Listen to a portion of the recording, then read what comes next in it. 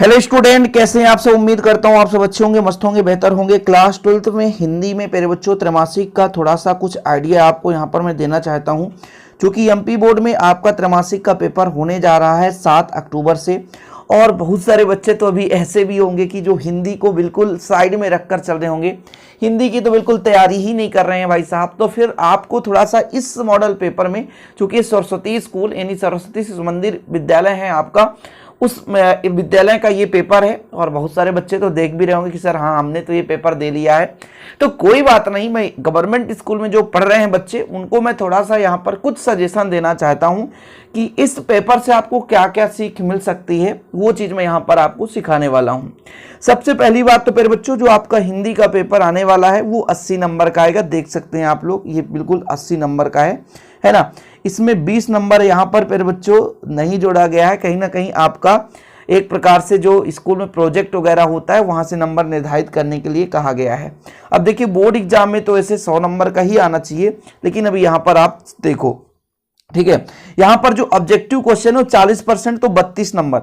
देखो 32 नंबर का तो ऑब्जेक्टिव आएगा, यानी 80 नंबर का यदि पेपर हो रहा है तो 32 नंबर का 8 चौको 32 नंबर का ऑब्जेक्टिव आएगा। मतलब हिंदी में सबसे महत्वपूर्ण जो रोल होने वाला है वो आपका ऑब्जेक्टिव से होने वाला है। अच्छा, अब देखिए सबसे पहले मैं बात करूंगा लास्ट पॉइंट ऑफ व्यू से चर्चा करूंगा मेरे बच्चों। लास्ट मतलब क्वेश्चन से देखूंगा कि ये जो बच्चे हमेशा निबंध की तैयारी करते हैं और निबंध में ऐसा पढ़ते हैं कि जो बिल्कुल सोचते हैं कि आएगा ही आएगा। जैसे हमेशा लोग पढ़ते हैं पर्यावरण प्रदूषण, है ना, और आप साइंस के बारे में पढ़ते हैं यानी विज्ञान का चमत्कार पढ़ते हैं, और किसी एक महान व्यक्ति जैसे महात्मा गांधी यानी ग्रेट लीडर, किसी भी एक महापुरुष के बारे में पढ़ते हैं, जिसमें से देख सकते हो प्यारे बच्चों कुछ भी नहीं आया है ना। जो महत्वपूर्ण चीजें हैं उनमें से जो आप सिलेक्टेड समझते हो, लोग सोचते हैं विज्ञान का वरदान एवं अभिशाप, विज्ञान का चमत्कार, ये आना ही आना है, जो कि नहीं आया है। ठीक है, तो यहां पर मैं आपसे कहना चाहूंगा कि जैसे आप तो जैसे मान लीजिए निबंध की तैयारी कर ही रहे हैं, तो पहले जो निबंध आता था वो कितने नंबर का आता था? 7 से 8 नंबर का आ जाता था। 7 से 8 नंबर का या 6 नंबर का आता ही आता था। लेकिन अब जो निबंध है केवल 4 अंक का आना है। तो इस निबंध में प्यारे बच्चों आपको क्या करना है? पॉइंट तैयार करने हैं। पॉइंट तैयार करने हैं, चाहे किसी भी फील्ड में हो। राष्ट्रीय शिक्षा नीति NEP, अब ऐसे ये शिक्षा नीति, उन बिंदुओं को आप मत रटना भाई। राष्ट्रीय शिक्षा नीति यदि आप पढ़ रहे हैं तो वो पॉइंट तैयार करने से कुछ नहीं होगा, उसमें आपको सन वगैरह सब तैयार करना पड़ेगा। लेकिन जैसे इसमें 4 हैं, जल और जंगल का संरक्षण, तो पर्यावरण से ही संबंधित टॉपिक आ गए। तो आप जितने भी आप पढ़ो, यदि मान लीजिए आप तैयारी कर रहे हो निबंध की, तो आपको एक हिंट लेकर चलना है कि यदि आप पूरा रटना चाहोगे तो आप इतना जल्दी रट नहीं सकते हो। तो बच्चों आपको केवल और केवल पॉइंट पॉइंट पढ़ना है, यानी तैयार करना, याद करना है और उनके डिटेल को एक बार पढ़ लेना है। ये जो निबंध होता है इसको रटा नहीं जाता, आप अपने कौशल से लिखेंगे। ये बिल्कुल मत समझना कि अब ये 4 क्वेश्चन आ गए इसमें, मतलब 4 निबंध हैं, इनको 4 निबंध को हम रटने बैठ जाएं। ऐसा नहीं करना है। सभी निबंध ऐसा नहीं करना है कि आप पर्यावरण प्रदूषण छोड़ दो, उसे भी पढ़ो, है ना। विज्ञान का वरदान अभिशाप, उसे भी पढ़ो, वो भी आ सकता है। महात्मा गांधी के बारे में जो बचपन से पढ़ते आ रहे हैं उसे भी पढ़ो। समझ रहे हैं? एक उत्तम विद्यार्थी का उत्तम लक्षण क्या होना चाहिए, राष्ट्र के लिए क्या हित होगा, उसे भी पढ़ो। तो कोई भी आप यहां पर देख सकते हो 4 जो आपको दिख रहे हैं। और इसके अलावा भी जो भी पढ़ो, तो निबंध पढ़ते समय एक चीज हमेशा याद रखना, केवल आपको उनके पॉइंट को तैयार करना है, यानी 5 पॉइंट होना चाहिए। पहली बात तो आपको प्रस्तावना और एक उपसंहार, 2 पॉइंट वैसे ही बन गया, 2-3 पॉइंट बीच में डाल दो, यानी 4 नंबर का तो 5-6 पॉइंट डाल दो, और बस 3-3 लाइन लिखना है, 1 पेज का आपको आंसर लिखना है। ठीक है, इस प्रकार से याद करना है। इसके बाद आपका आ जाता है 4 नंबर का सीधा पूछा जाएगा, या तो आवेदन पत्र, है ना, या तो कोई भी मान लीजिए विवाह के लिए आपको अपने दोस्त के लिए पत्र लिखना है, तो ये चीज पूछा जाएगा। तो देखिए यहां पर ये तो अपने भाषा में लिखना है। तो अपने बड़े भाई के लिए यहाँ पर विवाह समारोह के लिए निमंत्रण पत्र लिखना था, अपने बड़े भाई के विवाह समारोह में अपने मित्र को लिखना है। तो ये तो इंग्लिश में भी काफी महत्वपूर्ण होता है कि मैरिज के लिए आप एप्लीकेशन तो होगा नहीं, लेटर लिखो, तो ये काफी महत्वपूर्ण हो जाता है। यहाँ पर आपका एक और है, नगर पालिका अध्यक्ष को जल की अनियमित पूर्ति के संबंध में शिकायत पत्र। अब देखो, किसी को भी आवेदन पत्र कैसे लिखना है, शिकायत पत्र कैसे लिखना है, यदि ये चीज आपसे नहीं बन रहा है बच्चों, तो प्लीज कमेंट बॉक्स में बताना कि क्या हिंदी के भी कुछ ऐसे लेक्चर आपको प्रोवाइड कर दूं जो कि एनुअल एग्जाम तक के लिए आपके लिए हेल्पफुल हो सके। ठीक है, इसके बाद आपका गद्यांश पद्यांश 4-4 नंबर का आना है, तो इन पॉइंटों को आपको अच्छे तरीके से तैयार करना है। जो बड़े अंक होते हैं वहां पे प्यारे बच्चों आप लोग कम समय देते हो और वही आपसे नहीं बन पाता है। तो गद्यांश और पद्यांश के लिए आपको क्या करना है, जो भी चैप्टर हट चुका है उनको छोड़कर सभी चैप्टर के नाम और उनके लेखक कौन है, कवि कौन है, ये चीज आप याद करो।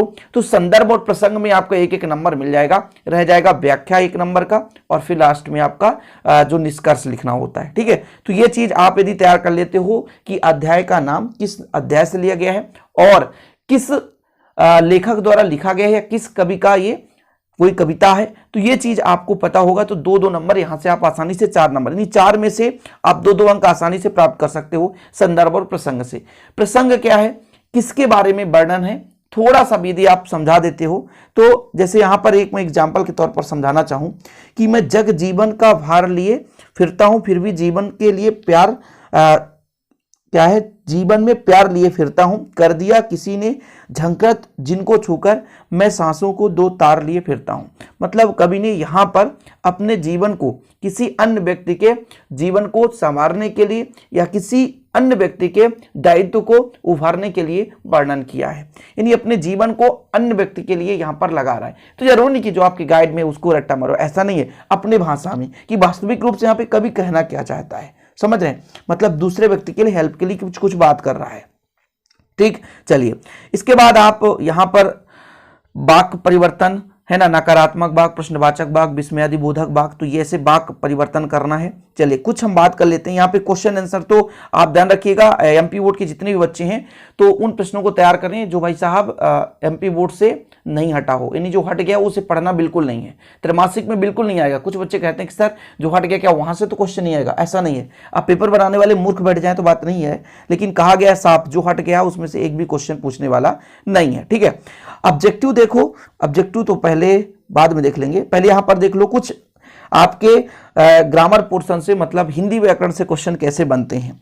निबंध के प्रमुख भेद कौन कौन से हैं, देखो निबंध क्या है ये नहीं पूछा गया है, निबंध के भेद, एकांकी में संवाद का क्या महत्व है, ऐसे क्वेश्चन फंसा दिया जाता है।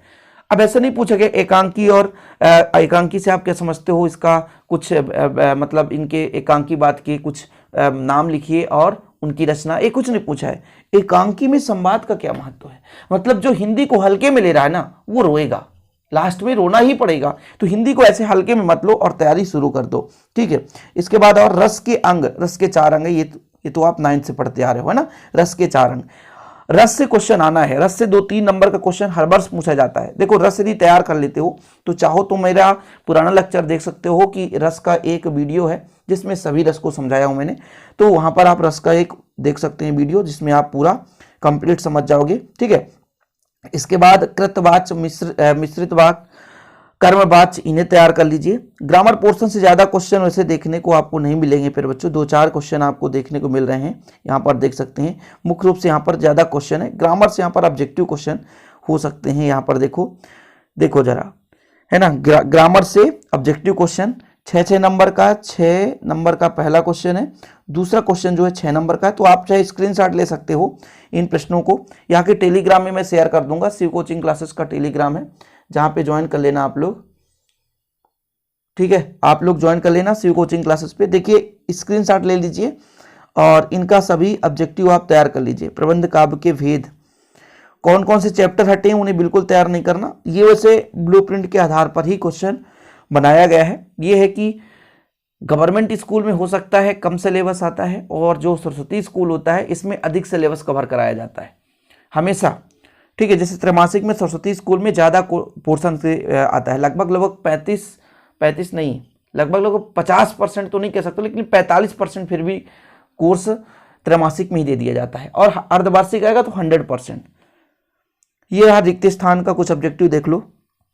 छंद के कितने प्रकार होते हैं, मात्रिक छंद और वर्णिक छंद। अर्थ के आधार पर वाक्यों को कितने, चंपू काव्य बताओ, चंपू काव्य किसे कहते हैं, गद्य और पद्य दोनों का मिश्रण चंपू काव्य। गोदान के लेखक कौन है, कितने बढ़िया सिलेक्टेड क्वेश्चन भी हैं। छायावाद के 4 प्रमुख स्तंभ कवियों के नाम लिखिए, ये ऑब्जेक्टिव। प्रगतिवाद के कोई 2 विशेषताएं लिखिए। तो भाई साहब थोड़ा बहुत तैयार करना पड़ेगा, लेकिन अब आप लोगों से मैं कहना चाहूँगा कि हिंदी में मेहनत करना शुरू कर दो, और क्वेश्चन भी देखना चाहे तो देख लो। ऐसे क्वेश्चन पूछे जा रहे हैं, बहुत ना हार्ड क्वेश्चन है तो बहुत ना लो क्वेश्चन है, मीडियम में क्वेश्चन पूछे जा रहे हैं, तो सभी प्रश्नों को आप तैयार करते चलें। और भी जो भी मेरे पास पेपर रहेगा मैं प्रोवाइड कर देता हूँ। इसका कारण ये होता है, मैं ये नहीं चाहता हूँ कि आप लोग इन सभी प्रश्नों को तैयार करो। मेरा मतलब ये होता है कि आप एक मॉडल स्वरूप समझो कि वास्तविक रूप से पेपर कैसे आएगा। कुछ बच्चे भाई कोरोना काल में तो कोई दिक्कत ही नहीं है, 10th का तो बोर्ड एग्जाम दिए ही नहीं हो, अब 12th का बोर्ड एग्जाम आएगा, उसका प्रेशर अधिक से झेलना पड़ रहा है। ऐसा टेंशन मत लो, बेहतरीन रूप से तैयारी करते चलो। हाँ, हिंदी पर आप फोकस करो। फिजिक्स केमिस्ट्री मैथ है, फिजिक्स केमिस्ट्री बायोलॉजी पर अपना जो सर्वस्व दे रहे हो, उसके जगह आप 1 घंटे हिंदी और इंग्लिश को भी दो, ताकि आप बेहतर रूप से तैयारी कर सको। ओके, चलिए मेरे बच्चों, आज का ये छोटा सा ऐसे ही वीडियो बनाने का तात्पर्य था कि आप लोग मॉडल स्वरूप समझ जाओ, और हिंदी को भाई जो महत्व नहीं दे रहे हो उसको भी महत्व दो और पढ़ते रहो। ओके, वीडियो पसंद आए तो लाइक करिए, शेयर करिए। जय हिंद, वंदे मातरम।